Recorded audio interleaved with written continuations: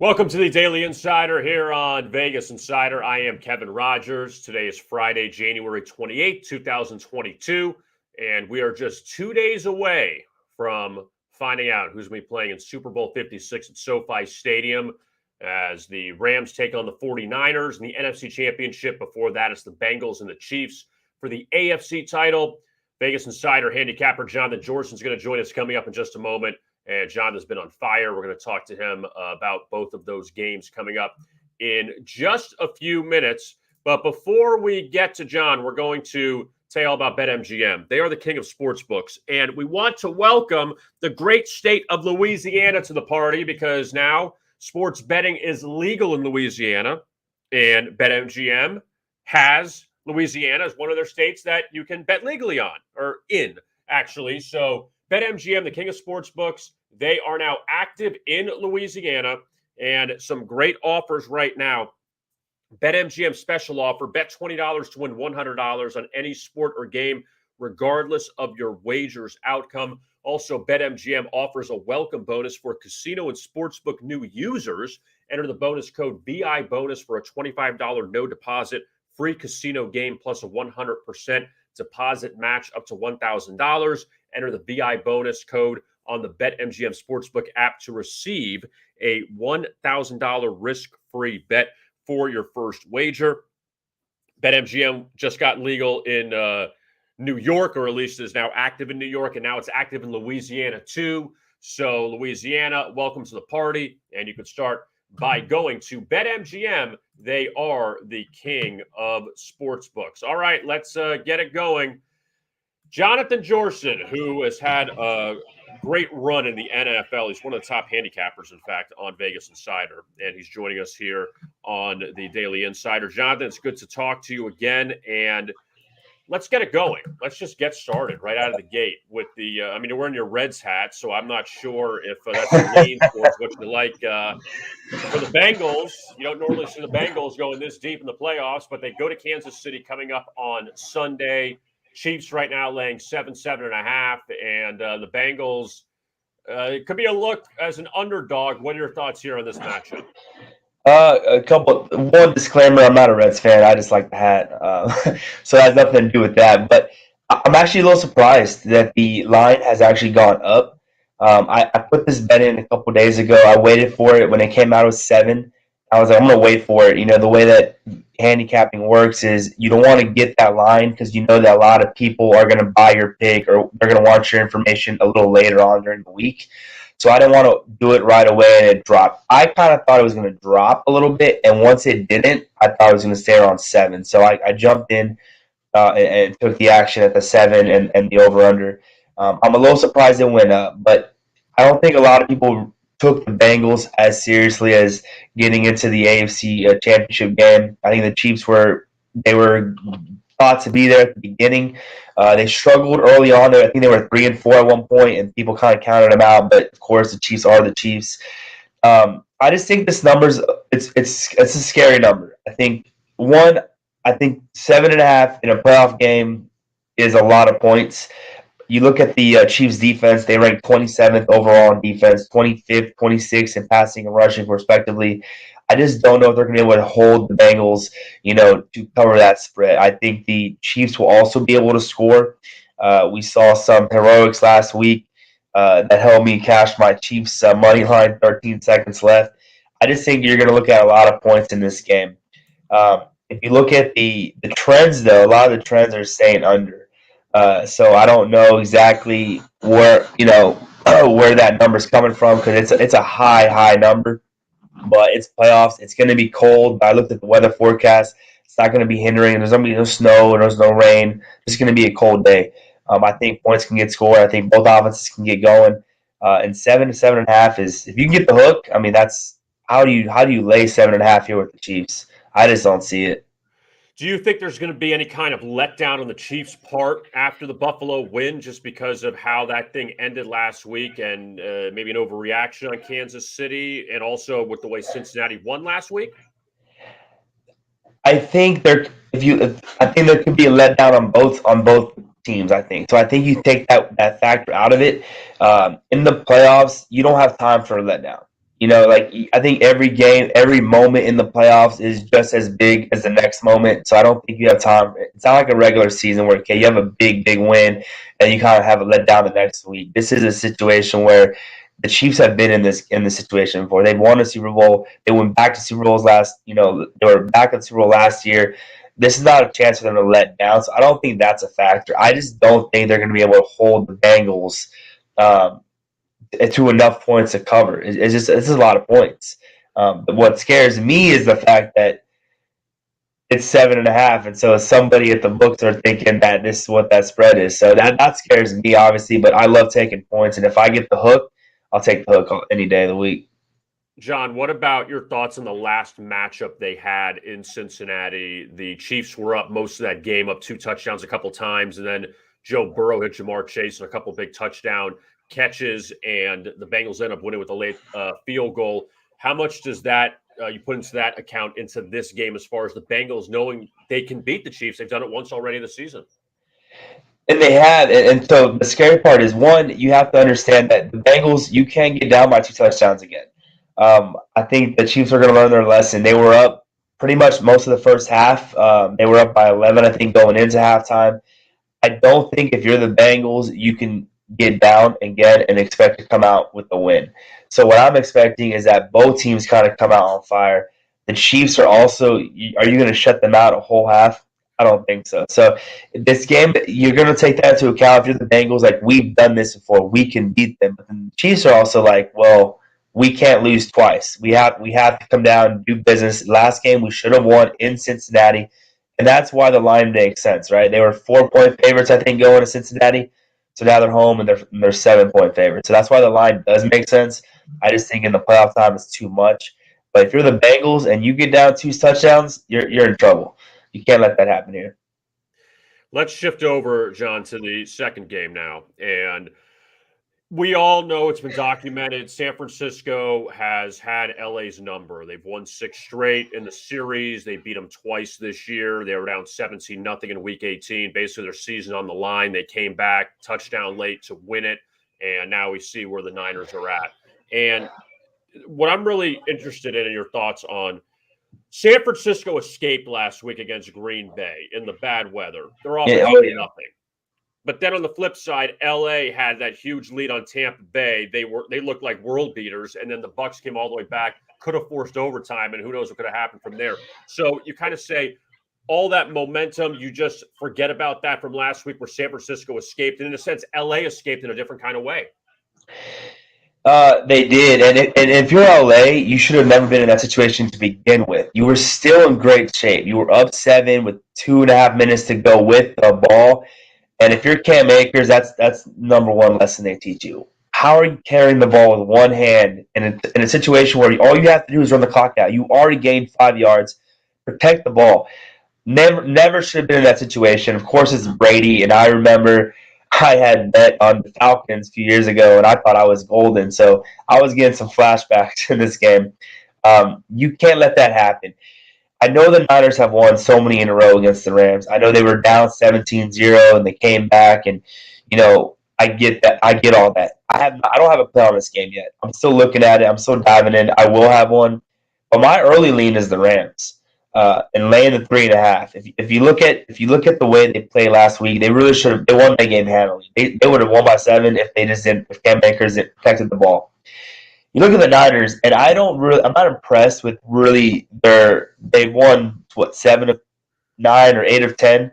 They won a lot of games, but they also haven't. This run hasn't been impressive in the fact that they didn't beat a lot of people. They beat the Texans. They beat. I'm looking at they beat the Seahawks, the Falcons. They lost to the Titans. They came from behind and beat the Rams in a must-win. They beat the Vikings, the Jaguars.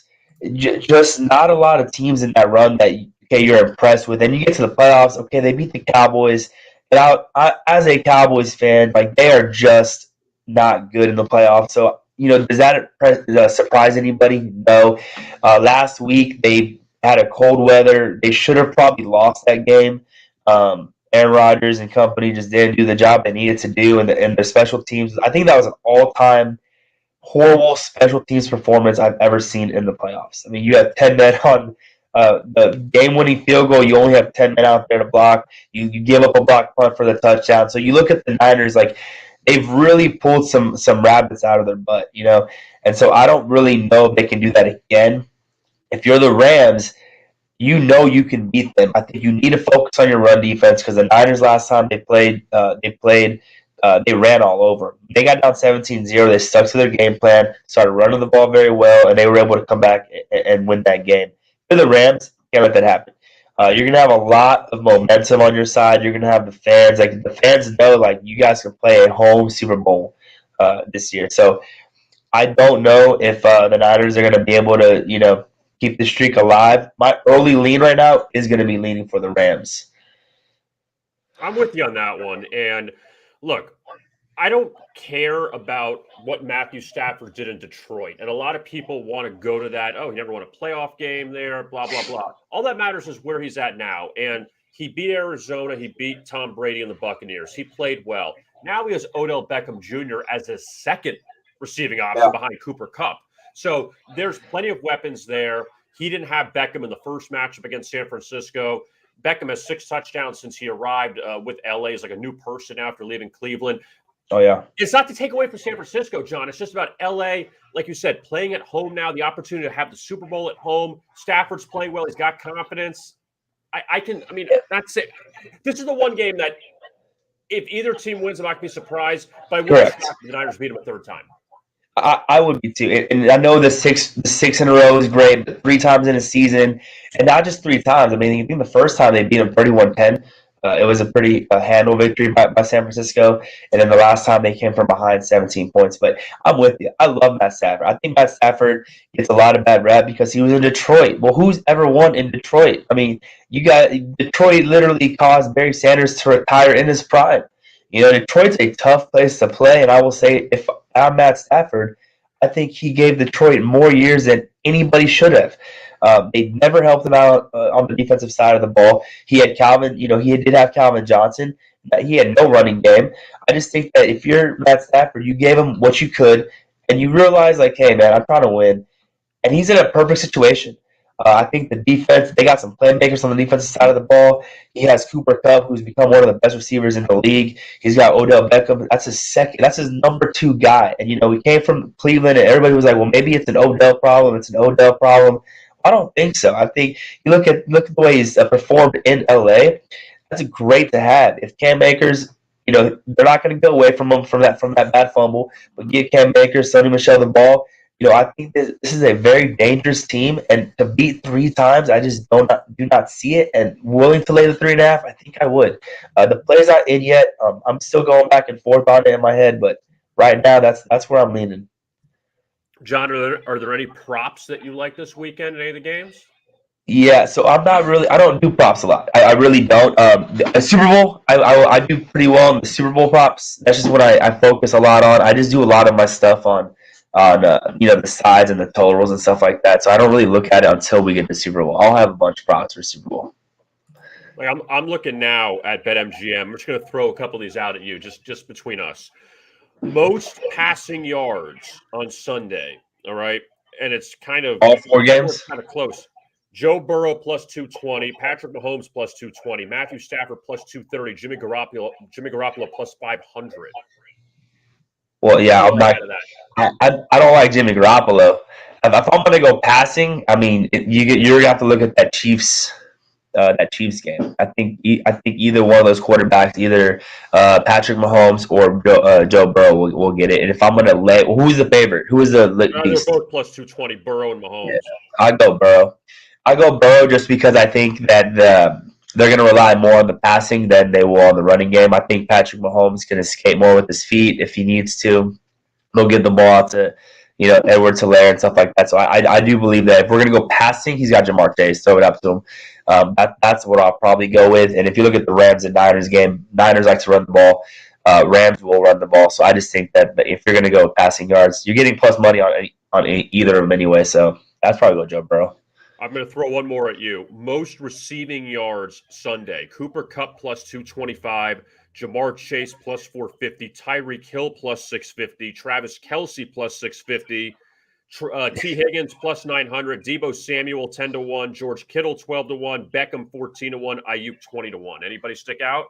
Chase. I mean, you throw I'll go Chase. It's for me. It's either Cooper Cup or Chase, because Cooper Cup gets the receptions, and he's always got receptions. When he came in the league a few years ago, he wasn't getting the yards and the touchdowns, but he was a lot like an Adam Thielen. He would get 12 catches. He'd only get like 90 yards, but he would get his catches. So he's going to get that.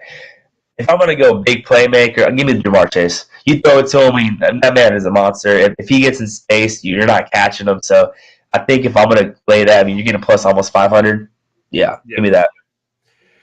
Jonathan Jorcin, you could find him on Twitter at John Jorcin VI. You see it there on the screen, and he's been on fire in the NFL. You can find his picks on Vegas Insider for the two games this weekend. You can find his picks on our Buy Picks page, and he's been doing very well in the NFL so far this season. Jonathan, we appreciate the time. Best of luck this weekend, and we'll talk to you soon. Thank you. You too. Have a good weekend. All right. You too. There's Jonathan Jorcin, and a lot of good insight from him. Yeah, that most receiving yards prop at BetMGM, he's getting those numbers. Tyreek Hill at plus 650 is interesting, but I almost feel like with Tyreek Hill, you need to get one of those really big hitters with him, like you had in the Bills game this past weekend. That it can't just be that Tyreek is not going to have maybe a 12-catch game, but Hill and Kelce have the same number. Tell you who could be interesting, just because I know Cooper Kupp gets a lot of the reception, so it's just accumulation with him. But Odell Beckham at 14-1 is not crazy. That if you can get a couple big plays from him, but again, Cooper Kupp will get 10 catches for 140-something yards. And Stafford hit him on a couple big plays in the Tampa Bay game last week, so that's very helpful as well. But, yeah, some interesting numbers there. Most rushing yards, Elijah Mitchell of the Niners, plus 250. Joe Mixon, 3-1. Cam Akers, plus 350. Debo Samuel, 5-1. Even Patrick Mahomes at 22-1 for most rushing yards. And he ran the ball well against the Bills last week. He had that one big run early on that got the Chiefs in the end zone eventually. But Mahomes at 22-1. That's a pretty interesting number there for most rushing yards coming up on Sunday between the two games there coming up on Sunday. DraftKings, and you know what? Let me tell you about DraftKings. The GOAT, he has spent the last few weeks in New York. He's been wandering around Times Square. He's just walking around with his crown. He's a happy guy. Now, he's actually walked through the night down to Louisiana. He's going to make his way to Bourbon Street probably today because DraftKings is now legal in Louisiana. So he's going to make his way down there. He's going to go to the parishes. He's going to do what he's got to do to get the message across that he's the GOAT. You could be the GOAT too, but he's the original GOAT. He's now pushing his message in Louisiana, and I'm going to do that for him as well. DraftKings Championship Series. Check it out at DraftKings.com. It is the ultimate competition of contest winners from daily fantasy sports, sportsbook, and casino. The one and only place you can compete in the king of competitions. The best of the best in each domain will compete for series supremacy in their own domain's tournament of champions. They'll have one goal in mind: win the ultimate crown and earn the title of the greatest of all time, the GOAT. Don't throw beads at him. Don't do that. Don't try to take his crown. He can share the crown with you. Just ask him. But he is the GOAT, and DraftKings now legal in Louisiana. Louisiana has got sports betting as of today. So check it out now, the DraftKings Championship Series. Check out more details at DraftKings.com. All right, let's take a look now at the NBA. And we have a very busy night inside of the old association. Let's begin. The Pistons and the Magic. They meet up in Orlando. All right. You know, you always say save the best for last. We'll save the worst for first. And the Pistons so far this season, they have 11 wins. The Magic have 9 wins. This isn't exactly any kind of great showdown, but Detroit has beaten Orlando already twice this year, 110-103 and 97-92 at Little Caesars Arena. Now the Pistons head down to Orlando for the first time. Pistons have covered 4 consecutive games. Now, granted, they've lost the last 3, but they've covered 4 in a row, all as 7-point dogs or more. Now they're a short underdog against the Magic. And Orlando, coming off that loss to the Clippers 2 nights ago, Orlando's lost 8 of 10. They just haven't been good. And they're 3-18 at home. Detroit's 4-21 at home. So best of luck if you even attempt to take that game. The Lakers and the Hornets meet in Charlotte. LeBron James did not play last night, knee soreness. He's a question mark for tonight. That's why you see the line. Hornets laying 6.5. And again, we'll see if LeBron comes back tonight on the second end of this back-to-back. Lakers lost at Philadelphia last night, 105-87 as 6-point dogs. And the Lakers right now, 3-6 their last 9. They're at 24-25. LA will get it figured out soon, you would think. I mean, Anthony Davis is back, then LeBron's out. So they just can't figure it out. Charlotte is off that 158-126 trouncing of Indiana back on Wednesday. That snapped a 2-game slide. So the Hornets back at home. And Charlotte, they did lose to the Lakers 126-123 in overtime back in early November. But the Hornets, though, still without Gordon Hayward. He's on the COVID list. And keep an eye on this line because it's going to move during the day, depending on what happens. I mean, if LeBron ends up playing. The Hawks and the Celtics, they meet in Atlanta. Both teams hovering around the 500 mark. Boston 25-24, Atlanta at 22-25. And the Celtics off of a couple blowouts over Washington and Sacramento. They beat up the Kings the other night, 128-75. That's now 4 unders in the past 5 games for the Celtics. Atlanta has caught fire. The Hawks have caught fire. The Hawks have caught fire 5 in a row. They also beat Sacramento, 121-104. So the championship of this round robin between the Hawks, Celtics, and Kings happens tonight in Atlanta. 2 straight unders for the Hawks after they went on a 5-game over streak, but those 2 unders hit on a 233 to 227.5. Now we're at 218 for 218.5 on this game. And the Hawks laying 1.5 at home. The Blazers, a 1.5-point favorite. Let's see, I think this line moved a little bit since publishing of the graphics. Blazers now laying 3 to the Rockets. That game in Houston. And just checking to see if anything on the injury report. Christian Wood now is listed as questionable, migraine. So we'll see if he ends up suiting up or not for the Rockets. But regardless, so Portland favored here. Blazers beat the Rockets already in Houston once. That was their first home win, or first road win rather of the season when they started off poorly on the road. Portland off back-to-back losses to Minnesota and Dallas at home, but the Blazers have won 4 or 5 on the road. So they were terrible on the road. Now they've become good on the road.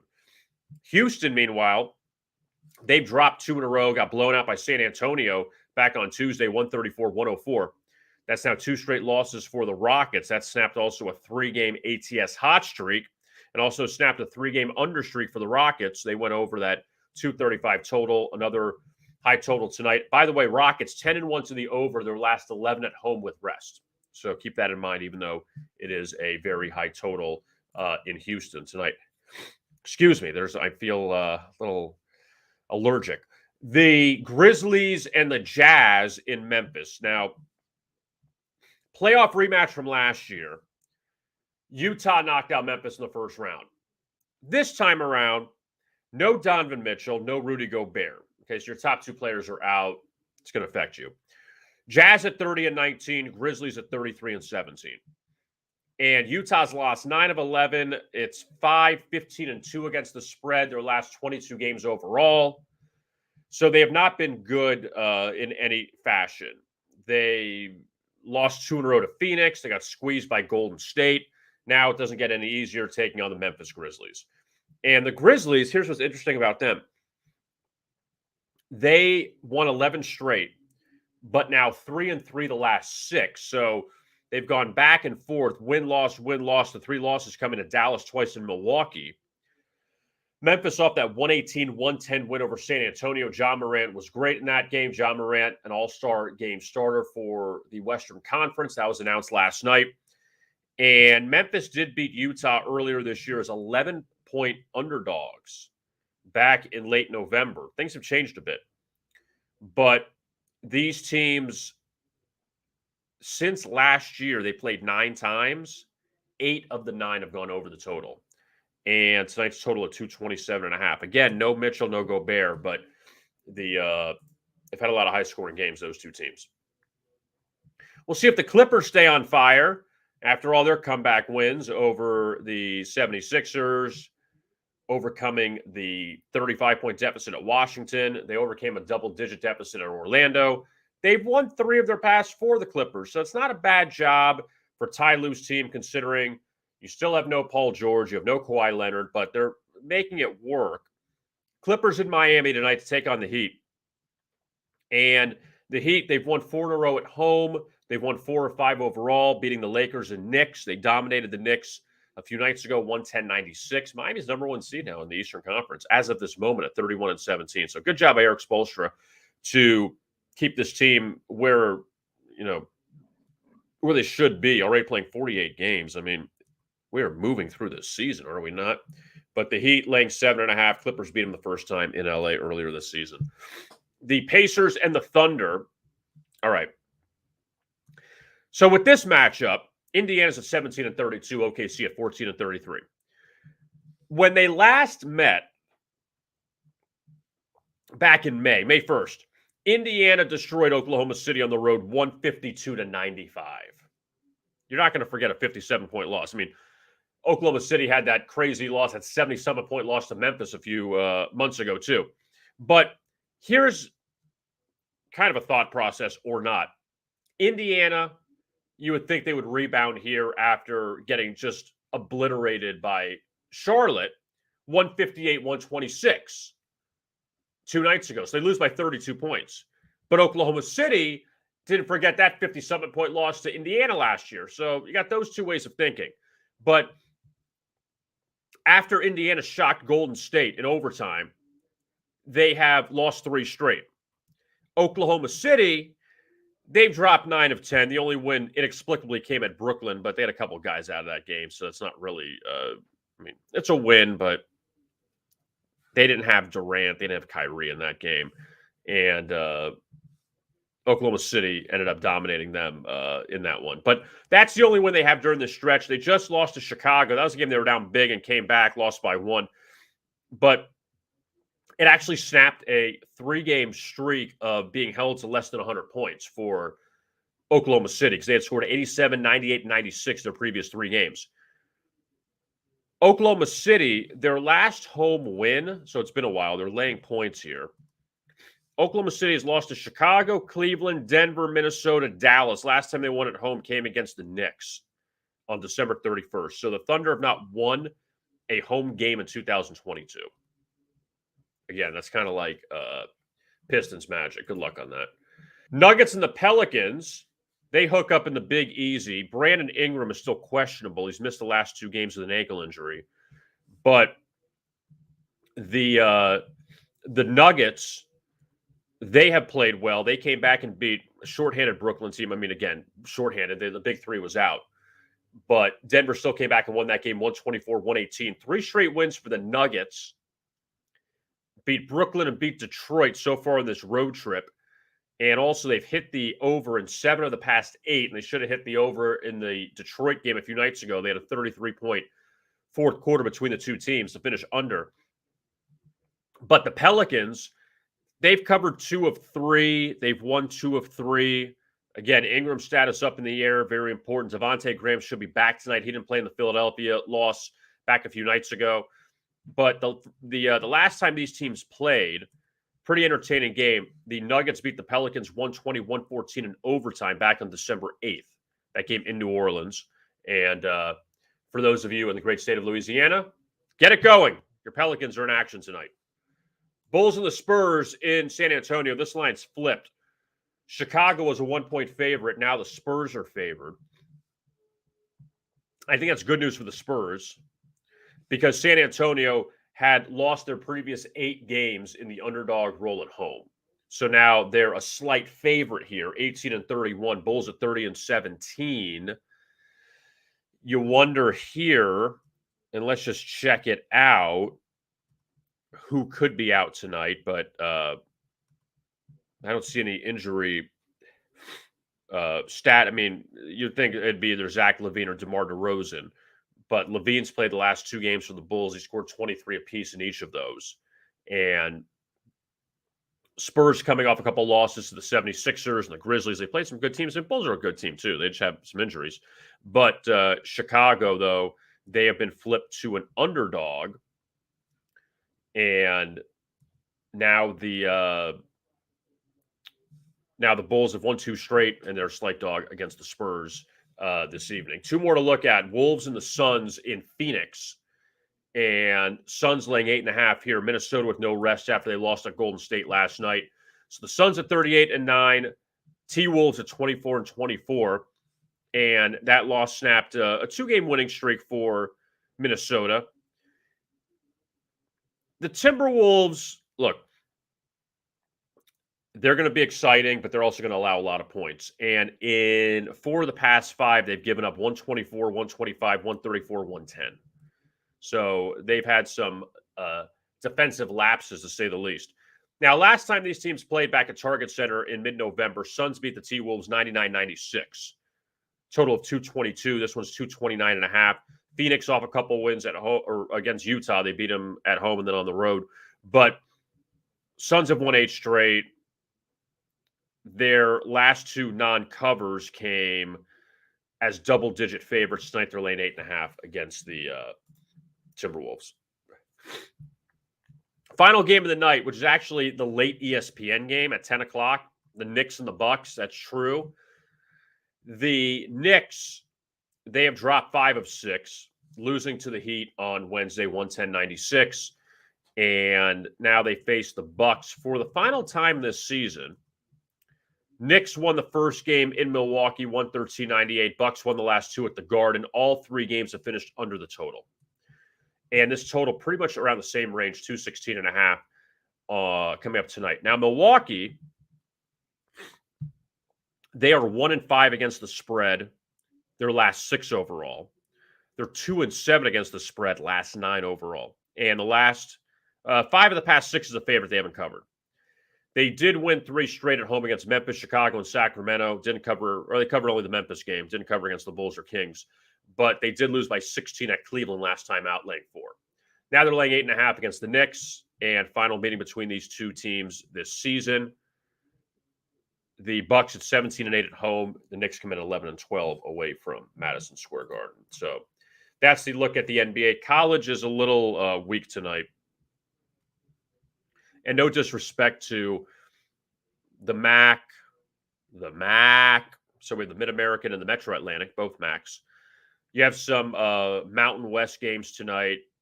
You have, one Ivy League game, Penn and Harvard. Atlantic 10, Rhode Island and Dayton. A couple Horizon games as well. Cleveland State, Wright State. Interesting matchup there, 9 o'clock in Ohio. But not anything great. No Big Ten tonight, as you would normally see on a Friday night.